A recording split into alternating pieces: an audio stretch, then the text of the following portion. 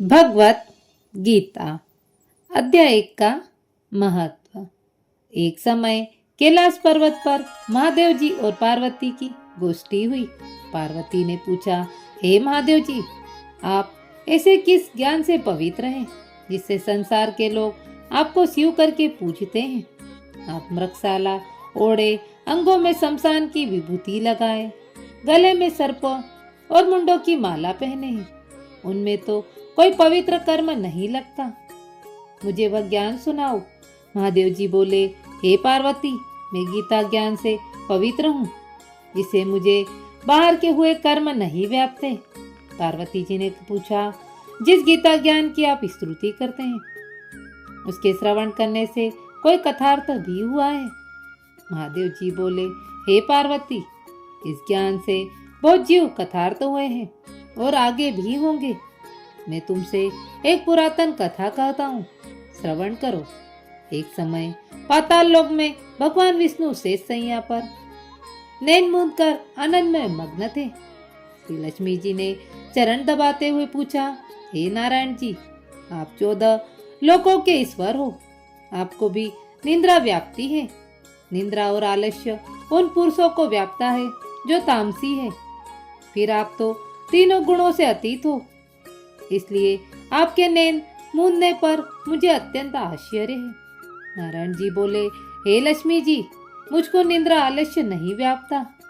एक शब्द रूपी जो भगवत गीता है, उसमें जो ज्ञान है, मैं उसी ज्ञान के आनंद में मग्न रहता हूँ। जैसे 25 अवतार मेरे आकार का रूप है, वैसे ही गीता मेरा शब्द रूप अवतार है। 5 अध्याय मेरा मुख है, 5 अध्याय मेरी भुजा है, 5 अध्याय मेरा हृदय और मन है, 16वां अध्याय उदर, 17वां अध्याय जांघें और 18वां अध्याय मेरे चरण है। गीता के श्लोक मेरी नाड़ियां और उसके अक्षर मेरे रोम हैं। ऐसे शब्द रूपी गीता ज्ञान के अर्थ अपने हृदय में विचारता हूँ। लक्ष्मी जी बोली, नारायण जी, ऐसे गीता ज्ञान से कोई मुक्त भी हुए हैं?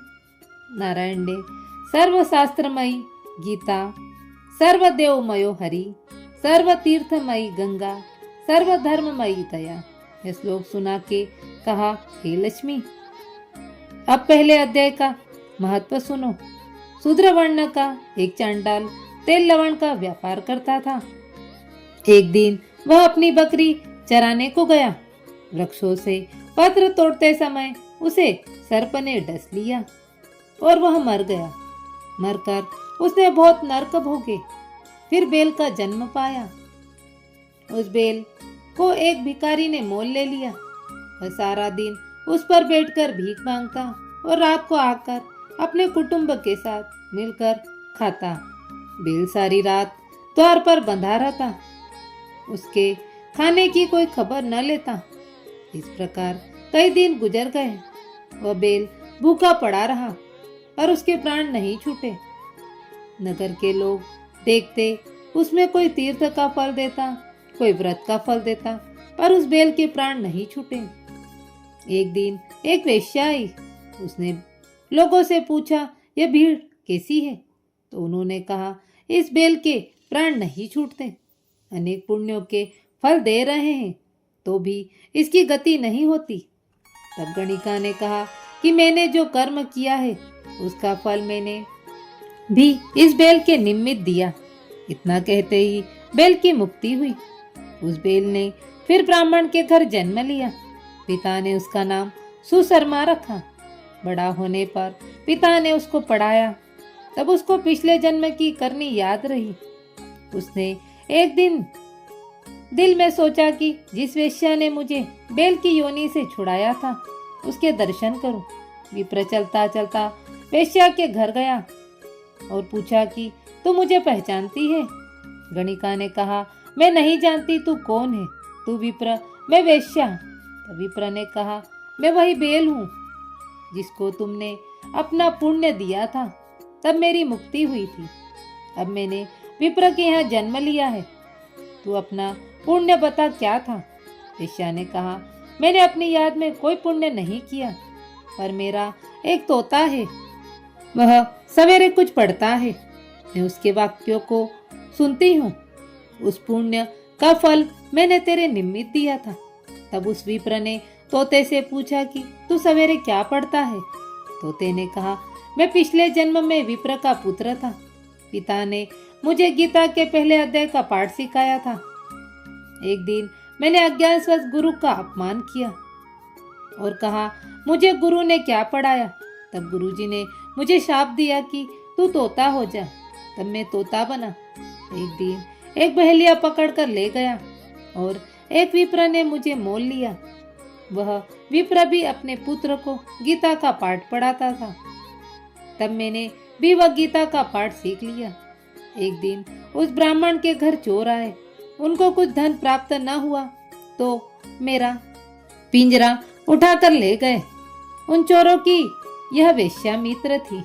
मुझे उसके पास ले आए। इसलिए मैं नित्य गीता जी के पहले अध्याय का पाठ करता हूँ।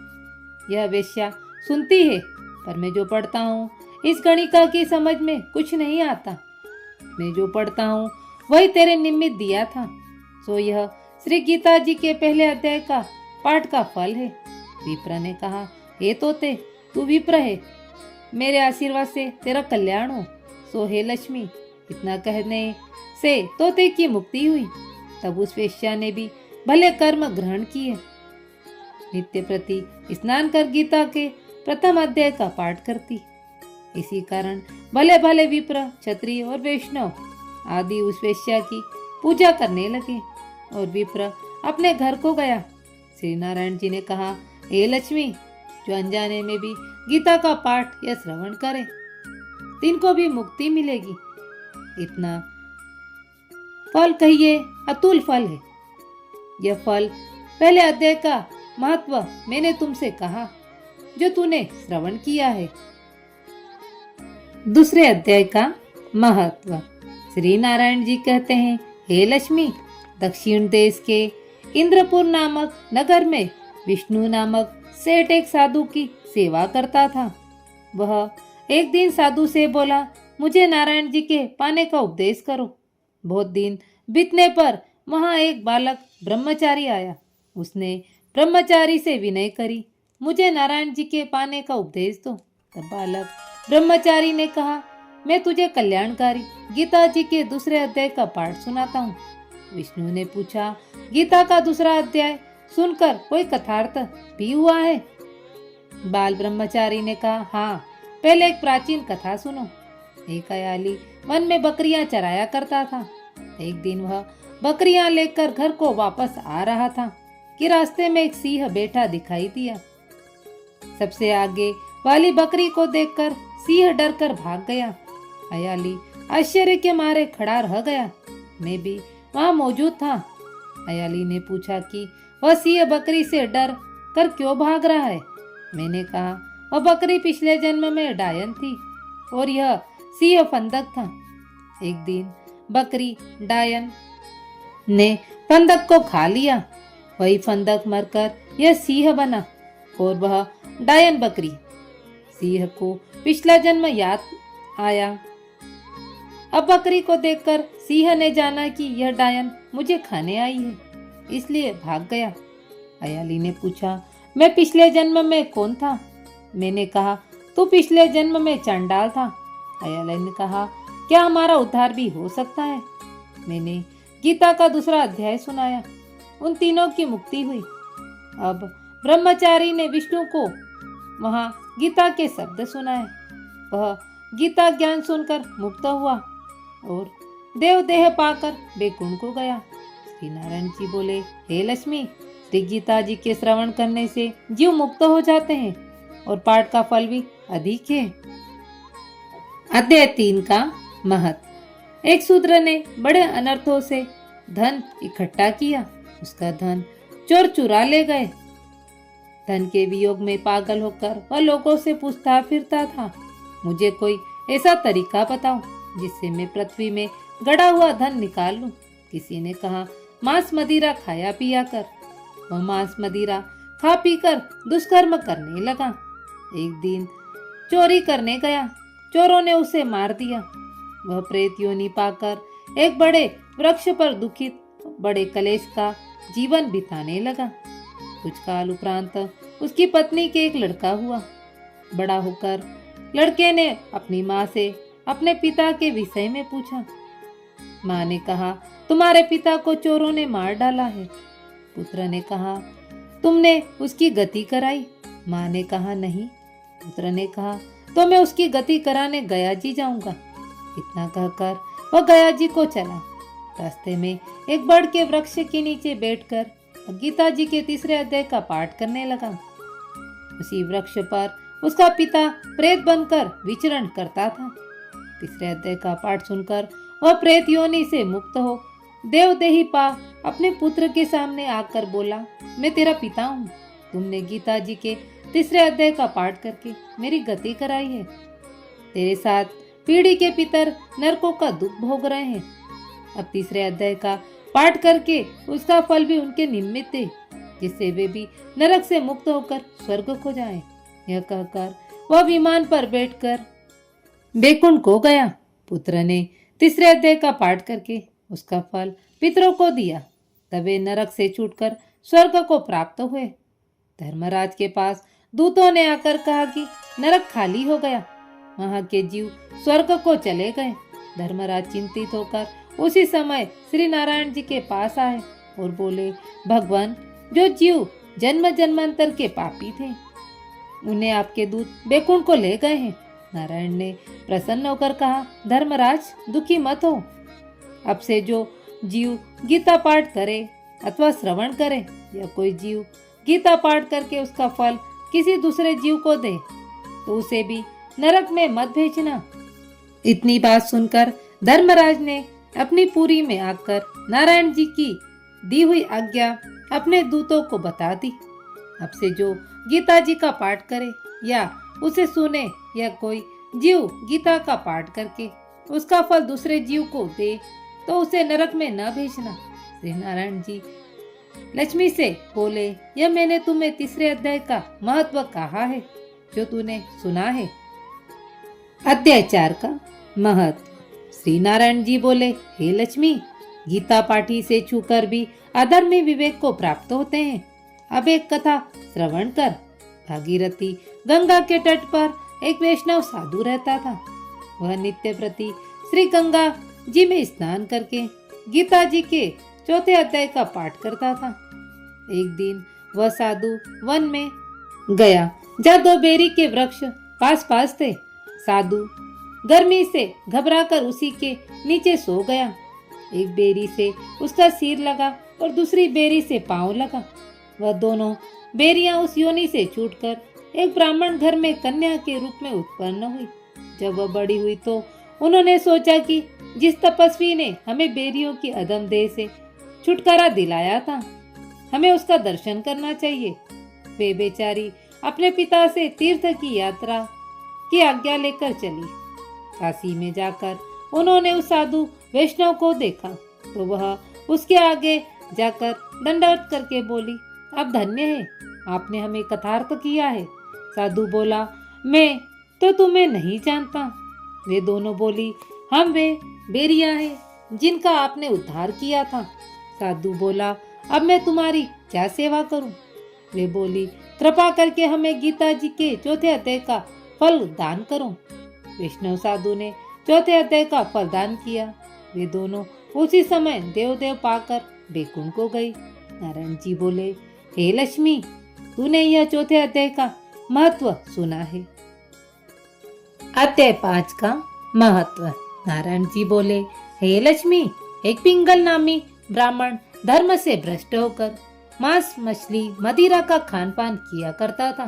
बिरादरी वालों ने उसे बिरादरी से निकाल दिया। वह एक राजा के पास नौकर हो गया। वह नित्य प्रति राजा से चुगलियां करके धनवान हो गया।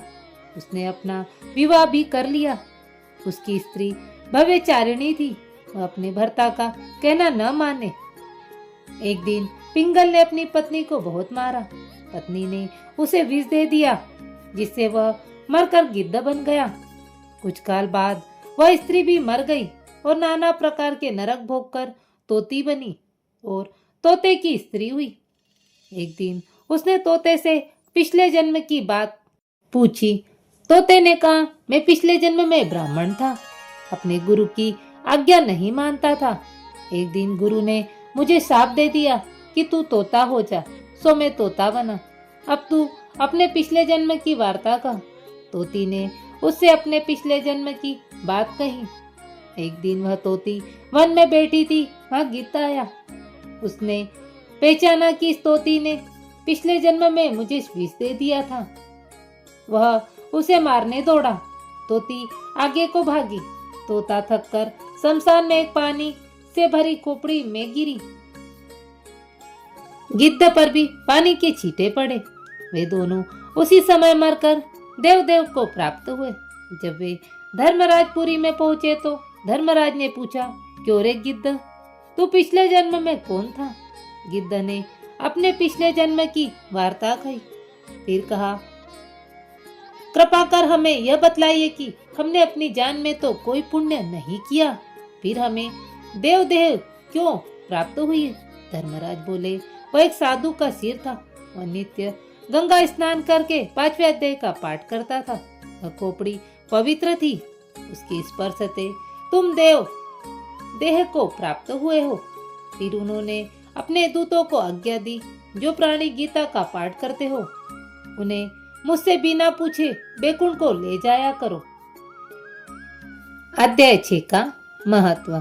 श्री नारायण जी बोले, हे लक्ष्मी, छठे अध्याय का महत्व सुन। गोदावरी नदी के तट पर एक जानश्रुति नामक धर्मज्ञ राजा राज्य करता था। एक दिन उसके नगर में कुछ हंस उड़ते हुए आ निकले। उनमें से एक हंस बैठते ही उड़ गया। पंडितों ने कहा, हे हंस, क्या तू राजा जानश्रुति से भी पहले स्वर्ग जाना चाहता है? हंस बोला, इस राजा से श्रेष्ठ एक रेयक मुनि है, वह रेयक मुनि का अधिकारी होगा। हंस तो उड़ गया, किंतु राजा के मन में इच्छा हुई कि ऐसे रेयक मुनि के दर्शन करने चाहिए। वह रथ जुड़वाकर काशी, द्वारिका आदि चारों धामों में भ्रमण करता रहा, किंतु रेयक मुनि का पता न चला। फिर उत्तर दिशा को गया, उसका रथ आगे न चला। उसने समझ लिया कि यहाँ रेयक मुनि अवश्य होंगे। राजा आगे बढ़ा। पर्वत की कंदरा में एक तेजस्वी महात्मा बैठे दिखाई दिए। राजा ने दंडवत कर कहा, मैं आपके दर्शन से कृतार्थ हुआ हूँ।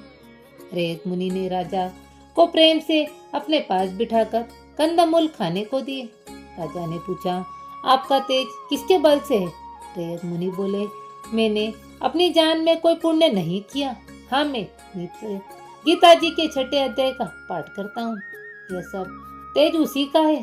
राजा अपना राजपाट पुत्र आदि को देकर वही गीता के छठे अध्याय का पाठ करने लगा और त्रिकालदर्शी हुआ। हे लक्ष्मी, ये छठे अध्याय का महत्व है जो मैंने कहा और तुमने श्रवण किया है। अध्याय 7 का महत्व। श्री नारायण जी बोले, हे लक्ष्मी, अब 7वें अध्याय का महत्व सुनो। पटेल नामक नगरी में शंकुकर्ण नामी एक व्यापारी रहता था। एक बार वह अन्य व्यापारियों के साथ व्यापार करने गया। रास्ते में उसे एक सर्प ने काट लिया और वह मर गया। अन्य व्यापारियों ने उसका दाह कर्म किया और वापस लौटकर उन्होंने उसका द्रव्य उसके पुत्र को दे दिया और गति कराने को कहा। उसके पुत्र ने नारायण बलि आदि कर्म करा के अपने पिता का धन आपस में बांट लिया। छोटे पुत्र ने व्यापारियों से कहा, मुझे वह स्थान दिखाओ जहां मेरे पिता को सर्प ने काटा था, मैं उस सर्प को मारूंगा। व्यापारियों ने वह स्थान उसे जाकर दिखलाया। वहां एक बाबी थी। वह कुदाल से उस बाबी को खोदने लगा तो एक सर्प निकला और बोला, मेरा घर क्यों खोदता है? बालक बोला, जिसने मेरे पिता को मारा है मैं उसे मारूंगा। सर्प बोला, मैं तेरा पिता हूँ, अपने पिछले जन्म के कर्मों के कारण सर्प योनि में बड़ा हूँ। यदि मेरी गति करानी है तो किसी गीता पाठी ब्राह्मण की सेवा कर, उसके आशीर्वाद से मेरा उद्धार होगा। पुत्र ने लौट करके सभी गीता पाठी ब्राह्मणों को बुलवाकर गीता जी के 7वें अध्याय का पाठ कराया और भोजन कराया। ब्राह्मणों ने आशीर्वाद दिया। तब शंकुकर्ण विमान पर चढ़कर अपने पुत्र को धन्य धन्य करता हुआ वैकुंठ को प्राप्त हुआ। नारायण जी बोले, हे लक्ष्मी, यह तुमने 7वें अध्याय का महत्व सुना है। अध्याय 8 का महत्व। श्री नारायण जी बोले, हे लक्ष्मी, नर्मदा नदी के तट पर एक सुशर्मा नामी ब्राह्मण था। उसके कोई पुत्र न था। उसने पुत्र प्राप्ति के लिए अश्वमेध यज्ञ करने का संकल्प किया। उसमें बलिदान करने के लिए वह उस समय एक बकरे को मारने लगा। बकरे ने कहा, हे ब्राह्मण, मैंने भी तेरे तरह बकरी का बच्चा बलिदान किया था। उसकी माँ ने मुझे श्राप दिया कि मेरे पुत्र को मारकर पुत्र प्राप्ति की इच्छा रखता है। किसी दिन तेरे गले पर भी छुरी चलेगी। मैंने उसकी परवाह न की। ब्राह्मण ने कहा, मैं तुझे आंखों देखी घटना सुनाता हूँ। कुरुक्षेत्र में चंद्रसु शर्मा नामक राजा स्नान करने को आया। ग्रहण के अवसर पर उसने लोहे का आदमी बनवाकर एक ब्राह्मण को दान दिया। वह लोहा का आदमी हंसकर बोला, क्या तू मुझे बचा सकेगा? ब्राह्मण बोला, मैंने तेरे जैसे कई बचाए हैं। वह लोहे का आदमी उसी समय फट गया और एक काली मूर्ति निकली। ब्राह्मण ने गीता जी के 8वें अध्याय का पाठ किया। उसी समय कालिका दिव्य देह पाकर वैकुंठ चली गई। बकरा ब्राह्मण से बोला, तुम्हारे घर कोई गीता पाठी है जिससे मैं इस अधम देह से छूटूं? ब्राह्मण बोला, इस नगर में एक गीता पाठी रहता है। उसने गीता के 8वें अध्याय का पाठ किया जिससे बकरे की मुक्ति हुई। नारायण जी बोले, हे लक्ष्मी, यह तूने गीता के 8वें अध्याय का महत्व सुना है। अध्याय 9 का महत्व।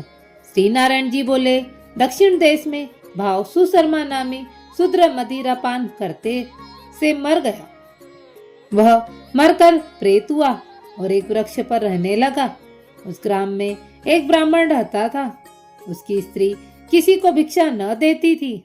वे दोनों मरने पर प्रेत होकर उस वृक्ष के नीचे रहने लगे जहां प्रेत रहता था। एक दिन स्त्री पिशाचिनी ने पुरुष पिशाच से पूछा, तुम्हें पिछले जन्म की खबर है? पिशाच ने कहा, मैं पिछले जन्म में ब्राह्मण था। पिशाचिनी ने कहा, तूने पिछले जन्म में क्या साधना करी जिससे तुझे पिछले जन्म की खबर रही? पिशाच ने कहा, मैंने पिछले जन्म में कोई पुण्य नहीं किया। गीता के 9वें अध्याय के 3 श्लोक श्रवण किए थे। पिशाचिनी ने वे तीनों श्लोक श्रवण किए। ऊपर बैठे हुए प्रेत ने भी वह वार्तालाप श्रवण किया। गीता के वार्तालाप के पुण्य से वे देव देह पाकर वैकुंठ को चले। मार्ग में देवताओं ने उनसे पूछा कि तुम किन पुण्यों के कारण इतनी जल्दी वैकुंठ को चले हो? उन्होंने कहा, हमने एक ब्राह्मण के मुख से गीता के श्लोक सुने जिसके प्रताप से वैकुंठ को जाते हैं। यह सुनकर देवताओं ने कहा, श्री गीता जी का ऐसा प्रताप है जिसके आधे श्लोक के श्रवण करने से ऐसे पतित जीव भी वैकुंठ वासी हुए हैं। श्री नारायण जी ने कहा, हे लक्ष्मी, यह 9वां अध्याय का महत्व है जो तुमने श्रवण किया है। अध्याय 10 का महत्व। श्री नारायण जी बोले, हे लक्ष्मी, अब गीता जी के 10वें अध्याय का महत्व सुनो। काशीपुरी में धीरज नामी ब्राह्मण रहता था। एक दिन वह महादेव जी का दर्शन करने गया। रास्ते में ही गर्मी के कारण गिरकर मर गया। महादेव जी के भृंगीकण उसे मरा हुआ देखकर उसे महादेव जी के पास ले गए और बोले, महाराज, वह ब्राह्मण आपका दर्शन करने आ रहा था, रास्ते में मर गया है। इसने ऐसा कौन सा पुण्य किया है जो इसने एकादशी के दिन ऐसी भली जगह देह त्याग किया है? महादेव जी बोले, सुनो, ब्रह्मा का एक हंस मेरे दर्शन के लिए आ रहा था। रास्ते में एक सरोवर पर से गुजर रहा था तो एक कमलनी की परछाई पड़ने से वह काला होकर पृथ्वी पर आ गिरा। मेरा गण उसे मेरे पास ले आया। मैंने कमलनी से पूछा, तेरी परछाई पड़ने से यह हंस काला क्यों पड़ गया? कमलनी बोली, मैं पिछले जन्म में एक अप्सरा थी। एक ब्राह्मण गंगा के तट पर गीता के 10वें अध्याय का पाठ करता था। इंद्र को विचार हुआ कि कई ब्राह्मण मेरा राज न छीन ले। उसने मुझे उसका तप भंग करने के लिए भेजा। ब्राह्मण से एकांत में भेंट हुई। मेरे अंग से उसका अंग लगा। उसने मुझे साप दे दिया कि तू कमलनी हो जा। उसके साप के प्रभाव से जो पक्षी मेरे ऊपर से गुजरता है वह काला होकर पृथ्वी पर गिर पड़ता है। अब मेरी और उसकी गति गीता के 10वें अध्याय का पाठ श्रवण करने से हो सकती है। इतने में एक ब्राह्मण वहां से गुजरा। कमलनी के कहने से उसने गीता जी के 10वें अध्याय का पाठ सुनाया। हंस श्वेत वर्ण और कमलनी देवकन्या होकर इंद्रलोक को गई।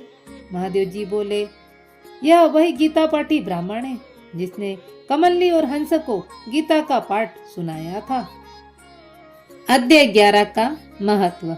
दक्षिण देश में तुंग ब्रदा नामक एक नगर है जहाँ राजा सुखानंद था। उसके नगर में एक सुनंद नामक बड़ा विद्वान पंडित रहता था।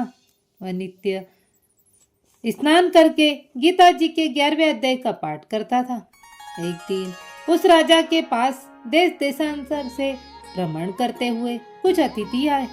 राजा ने उन अतिथियों के लिए बड़ी हवेली खुलवा दी। प्रातःकाल राजा अपने पुत्र सहित अतिथियों के दर्शन करने आया। राजा ज्ञान की बातें सुनने लगा और राजकुमार खेलने लगा। वहाँ प्रेत ने राजा के पुत्र को मार दिया। राजा और अतिथि उस प्रेत के पास पहुंचे। एक अतिथि ने प्रेत से पूछा, तू प्रेत क्यों हुआ है और राजकुमार को तूने क्यों मारा? प्रेत बोला, मैं पिछले जन्म में ब्राह्मण था, खेत में हल जोतता था कि एक दुर्लभ ब्राह्मण मेरे खेत में आकर गिरा। चील कौवे उसका मांस नोच नोच कर खाने लगे। मैं खड़ा खड़ा देखता रहा। इतने में एक ब्राह्मण वहां आया। उसने मुझसे कहा, तू यज्ञोपवीतधारी ब्राह्मण नहीं, चांडाल है, क्योंकि तेरे खेत में ब्राह्मण का मांस चील नोच नोच कर खाती है। तू प्रेत योनि को प्राप्त होगा। मैंने चरण पकड़कर पूछा, फिर मेरा उद्धार कैसे होगा? ब्राह्मण ने कहा, गीता जी के 11वें अध्याय का पाठ श्रवण करने से तेरा उद्धार होगा। धर्मनिष्ठ ब्राह्मण ने गीता के 11वें अध्याय का पाठ करके प्रेत पर जल छिड़का और तत्काल प्रेत योनि से छूटकर देवदेह को प्राप्त हुआ और जितने जीव उसने खाए थे तीन उसका उद्धार हुआ। राजा का पुत्र सावधान हुआ। वह तमाल के समान श्याम सुंदर चतुर्भुज रूप होकर खड़ा हो गया। स्वर्ग से विमान आए। तब प्रेत बोला, हे राजा, अपने पुत्र से मिल। जब वह मिलने लगा तब पुत्र बोला, हे राजा, जिसके कुल में एक भी वैष्णव होवे उसके कई कुलों का उद्धार हो जाता है। तू बता, वैष्णव है? तब राजा ने मोह करके कहा, हे पुत्र, तू किसको कहता है? पुत्र बोला, मैं कई बार तेरा पिता हुआ, कई बार तेरा पुत्र हुआ। ये प्रेत धन्य है जिसने मुझे मारा और जिसके कारण गीता के 11वें अध्याय का पाठ श्रवण कर मैं कथार्थ हुआ हूँ। फिर राजा ने कहा, पुत्र, तू मेरे घर में एक ही पुत्र था। मेरी अब कौन गति करेगा और कोई संतान नहीं। तब पुत्र ने कहा, हे राजा, जिस कुल में एक वैष्णव भी होवे उसका उद्धार होता है। पिता, तू चिंता न कर। अब मैं नारायण परायण हुआ हूँ और जब मैं नारायण के दर्शन करूंगा तब तेरे कुल का उद्धार होगा। तेरे 21 कुल तरेंगे। राजा ने कहा, अच्छा, सिधारो। तब सब विमान पर बैठकर बैकुंठ को गए।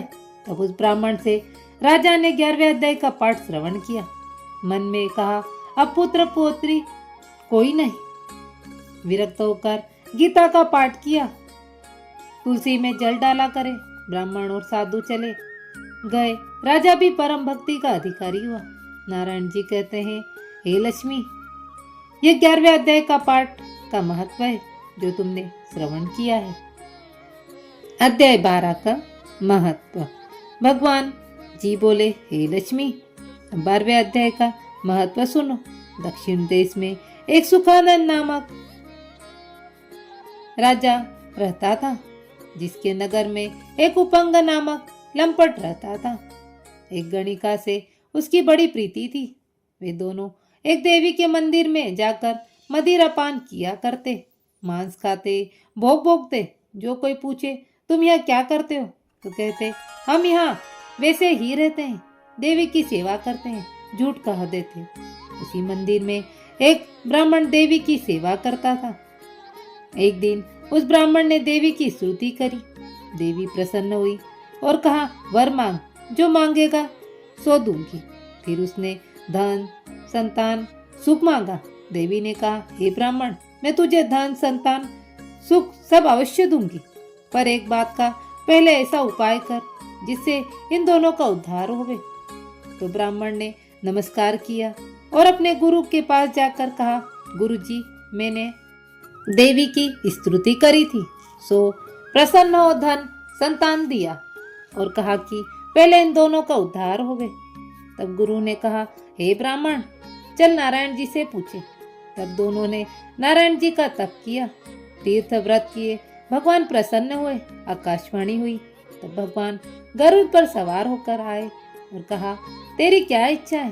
ब्राह्मण ने पिछली सब बातें कही कि देवी ने भक्ति से प्रसन्न हुई कर मुझे धन, संतान देने का आशीर्वाद दिया है। आप कृपा कर कहो कि उपंग और गणिका का उद्धार किस प्रकार हो सकता है। तब नारायण जी ने कहा, हे ब्राह्मण, गीता जी के 12वें अध्याय का पाठ सुनाओ, तब उन दोनों का उद्धार होगा। तब ब्राह्मण ने भगवान की स्तुति करी और धन्यवाद दिया। नारायण जी की आज्ञा पाकर उस ब्राह्मण ने गणिका और लंपट दोनों को बैठाकर गीता के 12वें अध्याय का पाठ सुनाया। सुनते ही उन दोनों की देह छूटी, देवदेही पाई बैकुंठ को गए। यह देख देवी प्रसन्न हुई। ब्राह्मण से कहा, हे पंडित, आज से मेरा नाम वैष्णवी हुआ। इस पाठ को सुनकर ऐसे अपकर्मी तर गए। मैंने इस नगरी का राज्य तुमको दिया। इतना कहकर देवी अंतर ध्यान हुई। ब्राह्मण घर गया। उस नगर के राजा की संतान न थी। राजा ने उस पंडित को बुलवाकर राज्य देकर आप तप करके वन में विरक्त होकर चला गया और ब्राह्मण राज्य करने लगा। श्री नारायण जी कहते हैं, हे लक्ष्मी, यह गीता के 12वें अध्याय का महत्व है जो मैंने कहा और तूने सुना है। अध्याय 13 का महत्व। श्री नारायण जी बोले, हे लक्ष्मी, अब 13वें अध्याय का महत्व सुनो। हरिनाम नामक नगर में एक भव्यचारिणी स्त्री मांस, मदिरा आदि खाती पीती थी। एक दिन एक पुरुष के साथ वन को गई। इतने में एक शेर आया। वह बोला, हे गणिका, मैं अब तुझे खाऊंगा। गणिका ने उसके पिछले जन्म की वार्ता पूछी। शेर बोला, मैं पिछले जन्म में अति दुराचारी, झूठ बोलने वाला, लोभी था। एक दिन मार्ग में जाते हुए मेरी देह छूट गई। धर्मराज ने मुझे सिंह का जन्म दिया और आज्ञा दी कि तू दुराचारियों को खाया कर, इसलिए मैं तुझे खाऊंगा। इतना सुनकर वह गणिका को खा गया। धर्मराज की आज्ञा से वह चांडालिनी बनी। कुछ दिन पिछले उसने नर्मदा नदी के तट पर गीता के 13वें अध्याय का पाठ सुना। पाठ सुनते ही उसने देह त्याग दी। वह देव देह पाकर विमान पर चढ़कर बैकुंठ को चली। साधु ने पूछा, अरे तूने ऐसा कौन सा पुण्य किया था जिससे बैकुंठ को प्राप्त हुई है? चांडालिनी बोली, अब तुझसे 13वें अध्याय का पाठ सुनकर मैं बैकुंठ को चली हूँ। अब हे संत जी, गीता के एक श्लोक के पाठ का फल उस सिंह के निमित्त भी दे दो जिसने मुझे खाया था। साधु ने उस सिंह के निमित्त पाठ का फल दिया। तत्काली उस शेर की देह छूटी। वे दोनों विमान पर चढ़कर बैकुंठ वासी हुए। नारायण जी बोले, हे लक्ष्मी, यह तूने 13वें अध्याय का महत्व सुना है। इसे अनजाने में भी पढ़ने सुनने से मनुष्य को परम धाम को प्राप्त होता है। अध्याय 14 का महत्व। श्री नारायण जी बोले, हे लक्ष्मी, कश्मीर देश में सरस्वती क्षेत्र के राजा का नाम सूर्यवर्मा था। स्वंगलदीप के राजा के साथ इसकी प्रीति थी। एक समय स्वंगलदीप के राजा ने सूर्यवर्मा को बहुमूल्य घोड़े और रत्न आदि भेजे। कश्मीर के राजा के मन में विचार कि अब स्वंगलदीप के राजा को हम ऐसी वस्तु भेजे जो वहां न हो। मंत्री ने कहा कि वहाँ शिकारी कुत्ते भेजना उत्तम होगा।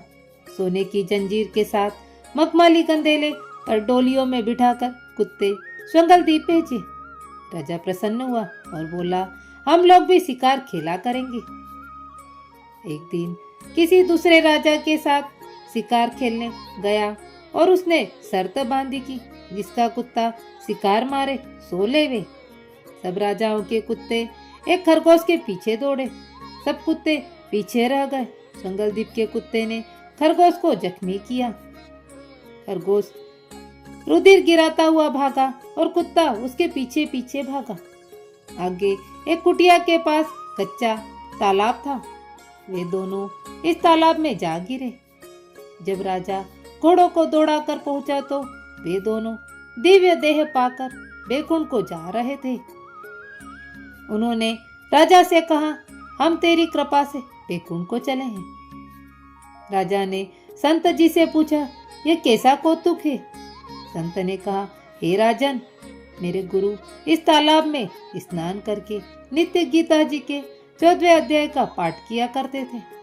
मैं भी यह स्नान करके नित्य गीता जी के 14वें अध्याय का पाठ किया करता हूँ। उसी जल के स्पर्श से यह दोनों बैकुंठ को चले हैं। राजा ने उसने पिछले जन्म की वार्ता पूछी। संत ने कहा, यह खरगोश पिछले जन्म में भ्रष्ट ब्राह्मण था और यह कुतिया इसकी स्त्री थी। उसने स्त्री को बहुत खिजाया तो स्त्री ने इसको विष देकर मार दिया। जब दोनों मरकर यमलोक में गए तब धर्मराज ने आज्ञा दिया कि भ्रष्ट ब्राह्मण को खरगोश का जन्म दो, स्त्री को कुत्ते का जन्म दो। तब जब इन दोनों ने पुकार की कि महाराज हमारा उद्धार कैसे होगा, तब धर्मराज ने कहा, जब गीता जी के 14वें अध्याय का पाठ करने वाले संतों के स्नान का जल स्पर्श होगा तभी तुम्हारा उद्धार होगा। अब इन दोनों का धर्मराज के वर से उद्धार हुआ है। तब राजा उन्हें नमस्कार करके अपने महल लाया। अपने पंडित से नित्य प्रति राजा गीता के 14वें अध्याय का पाठ सुनने लगा। नित्य प्रति गीता सुनने से राजा का उद्धार हुआ। वह देह त्याग कर बैकुंठ को गया। नारायण जी ने कहा, हे लक्ष्मी, यह 14वें अध्याय का महत्व है जो मैंने कहा और तूने श्रवण किया है। अध्याय 15 का महत्व। नारायण जी बोले, हे लक्ष्मी, उत्तर देश में नरसिंह नाम का एक राजा राज्य करता था। उसे अपने सुबंग नामक मंत्री पर बड़ा भरोसा था, किंतु उसके मंत्री के मन में कपट था। एक दिन राजा सोया हुआ था। तब उस मंत्री ने अवसर पाकर नौकरों समेत राजा को मार दिया एवं स्वयं राज्य करने लगा। मरने के पश्चात राजा धर्मराज की आज्ञा से घोड़ा बना। एक घोड़ों का सौदा कर उसे खरीदकर राजा के पास ले गया। जब घोड़े ने राजा को देखकर सिर फेरा तो राजा ने पंडितों को बुलाकर घोड़े का सिर फेरने का कारण पूछा। पंडितों ने उत्तर दिया, महाराज जी, घोड़े के आपके आगे सिर नवाया है। राजा उनके उत्तर से संतुष्ट न हुआ। उस दिन पश्चात राजा उसी घोड़े पर सवार होकर वन में शिकार खेलने के लिए गया। पशुओं का आखेट करते समय जब उसे तृषा लगी तो सामने एक अतीत की कुटिया देखकर घोड़े को पेड़ के साथ बांधकर वह झोपड़ी में गया।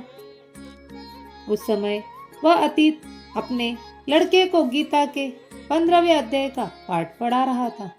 उसने एक वृक्ष के पत्ते पर गीता का श्लोक लिखकर कहा, खेलते रहो, इस श्लोक को भी याद करते रहो। वह लड़का जब खेलते खेलते घोड़े के पास गया तो उस पत्ते को घोड़े ने देखा। पत्ते पर दृष्टि डालते ही उसने घोड़े की देह त्याग कर देवदेही पाई। राजा ने जब घोड़े को मरा हुआ देखा तो अतीत से घोड़े के मरने का कारण पूछने लगा। अतीत बोला, हे राजन, मैंने गीता का श्लोक अपने लड़के को याद करने को दिया था। उस पत्ते पर लिखा श्लोक देखकर वह घोड़ा मर गया है। हे राजा, तू पिछले जन्म में मंत्री था, ये घोड़ा तेरा राजा था, तू इसे मारकर खुद राजा बन गया था। अब गीता का श्लोक पढ़कर इसकी मुक्ति हुई है। राजा ने विस्मित होकर अतीत को दंडवत प्रणाम किया और घर आकर अपने पुत्र को राज्य देकर स्वयं वन में जाकर गीता के 15वें अध्याय का पाठ करने लगा और परम गति का अधिकारी हुआ। हे लक्ष्मी, ये तूने 15वें अध्याय का महत्व सुना है। अध्याय 16 का महत्व। श्री नारायण जी बोले, हे लक्ष्मी, सौराष्ट्र देश का राजा खड़क बाहु बड़ा धर्मात्मा था।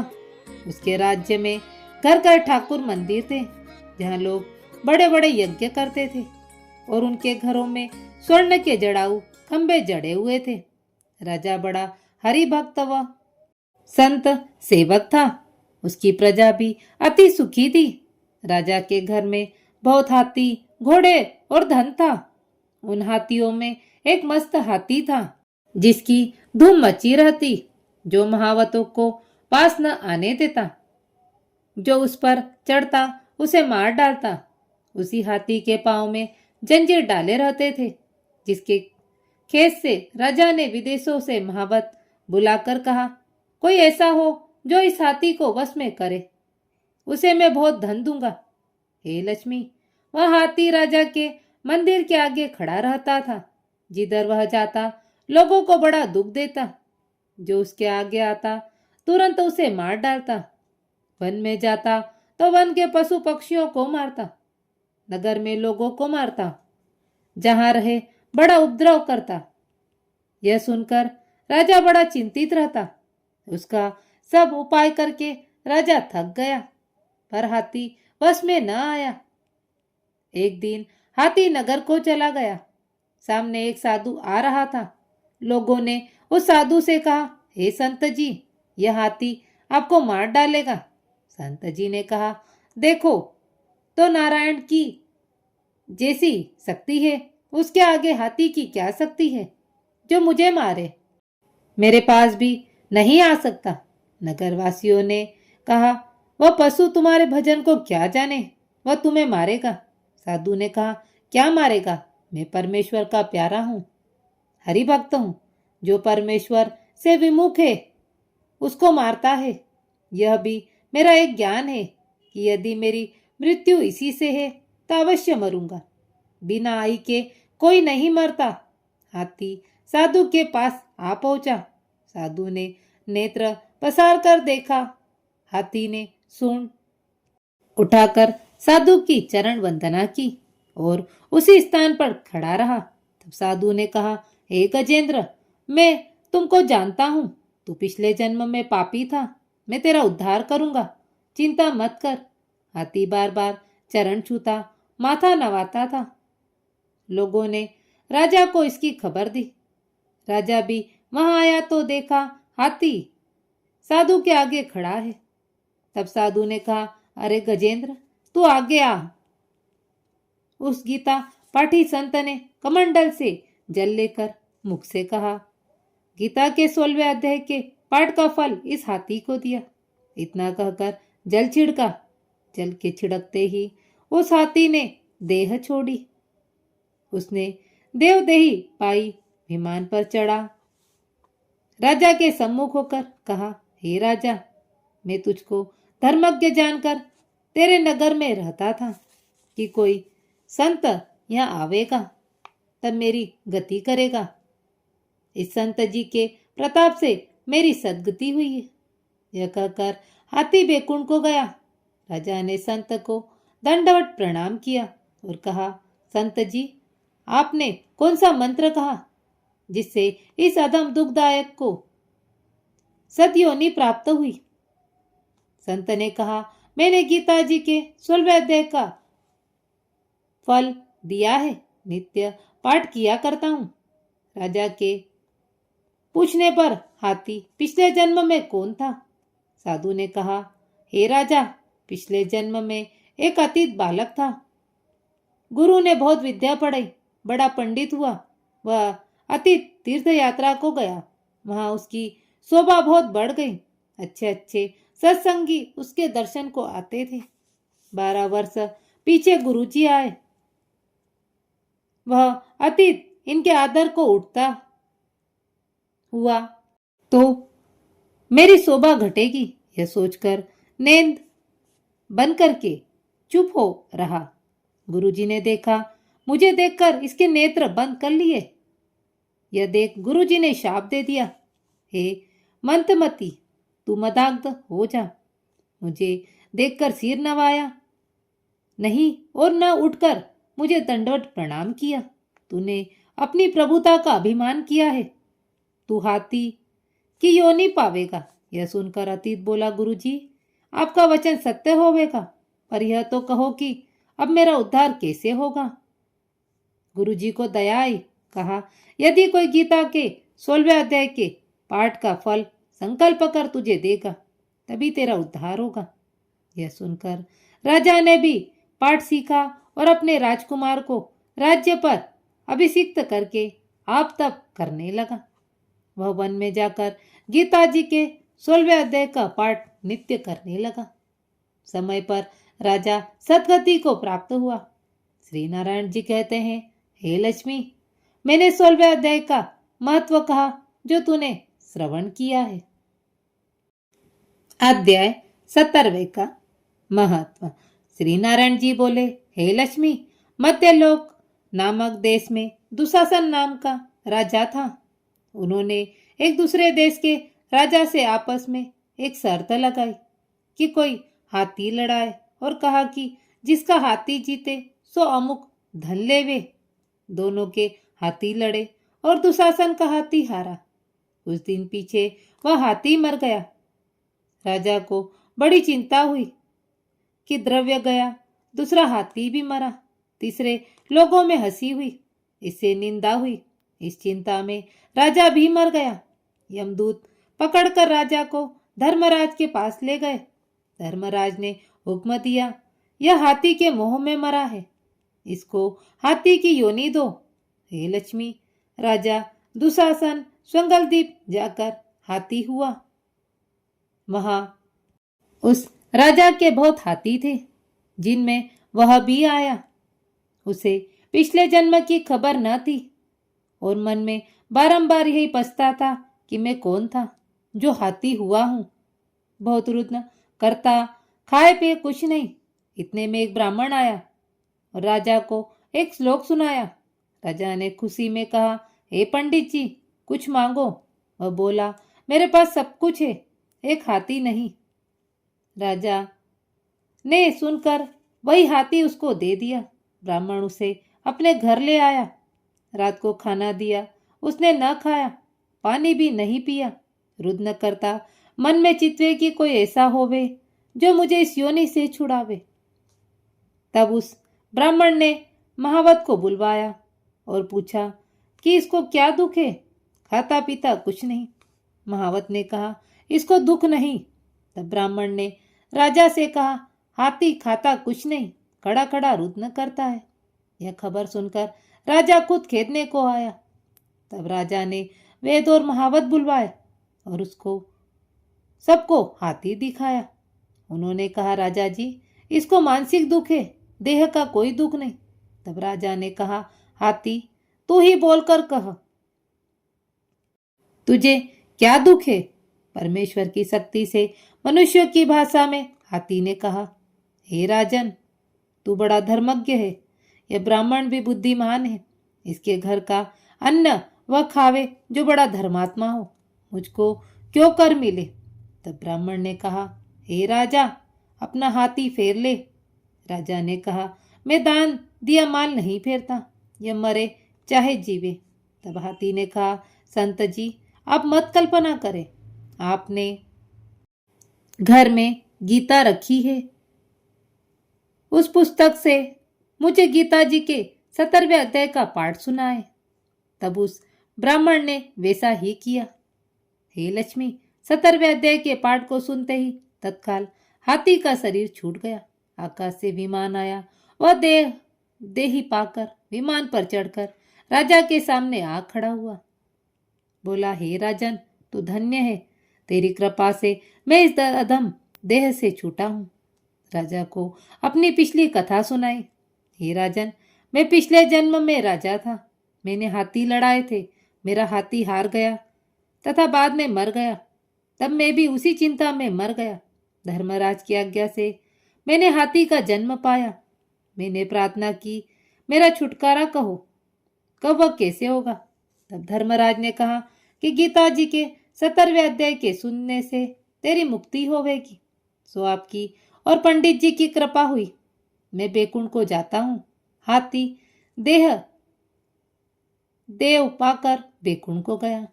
राजा अपने घर को गया। श्री नारायण जी कहते हैं, हे लक्ष्मी, यह 17वें अध्याय का महत्व है जो मैंने कहा और तुमने श्रवण किया है। अध्याय 18 का महत्व। श्री नारायण जी बोले, हे लक्ष्मी, अब 18वें अध्याय का महत्व सुनो।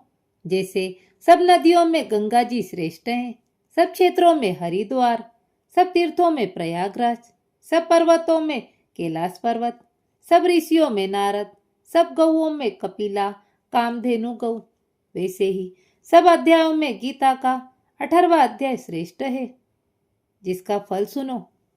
देवलोक में इंद्र अपनी सभा लगाए बैठे थे। उर्वशी नृत्य कर रही थी। सब बड़ी प्रसन्नता में बैठे थे।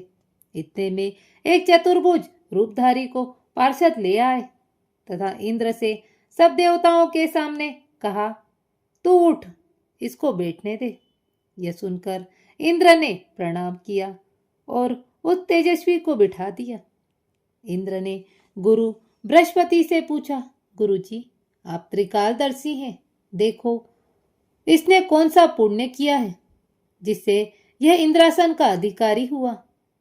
मेरे जानने में इसने कोई पुण्य व्रत यज्ञ दान नहीं किया, विशेष ठाकुर मंदिर नहीं बनवाया, तालाब और कूप नहीं बनवाया, किसी को अभयदान नहीं दिया। गुरु बृहस्पति जी ने कहा, चलो नारायण जी से पूछें। तब राजा इंद्र और ब्रह्मादिक सब देवता श्री नारायण जी के पास गए। जाकर दंडवत कर प्रार्थना पूर्वक कहा, हे स्वामी संत सहायक भक्त रक्षक, आपके 4 पार्षदों ने चतुर्भुजी तेजस्वी स्वरूप वाले को लाकर मुझको इंद्रासन से उठाकर उसको बिठा दिया है। मैंने नहीं जाना उसने कौन सा पुण्य किया है। मैंने कई अश्वमेघ यज्ञ किए हैं, तब मुझे इंद्रासन का अधिकारी आपने नियुक्त किया है। इसने एक भी यज्ञ नहीं किया, यह मुझे आश्चर्य है। तब श्री नारायण जी ने कहा, हे गजेंद्र, तू मत डर, अपना राज्य कर। इसने बड़ा गुआ उत्तम पुण्य किया है। इसका नियम था कि नित्य प्रति स्नान करके श्री गीता जी के 18वें अध्याय का पाठ किया करता था। इसके मन में भोगों की तृष्णा रही थी। जब इसने देह छोड़ी तब मैंने आज्ञा दी कि हे पार्षदों, तुम इसको पहले जानकर इंद्रलोक भोगने दो। जब इसका मनोरथ पूरा हो जाए तब मेरी संयुक्त मुक्ति को पहुंचाओ।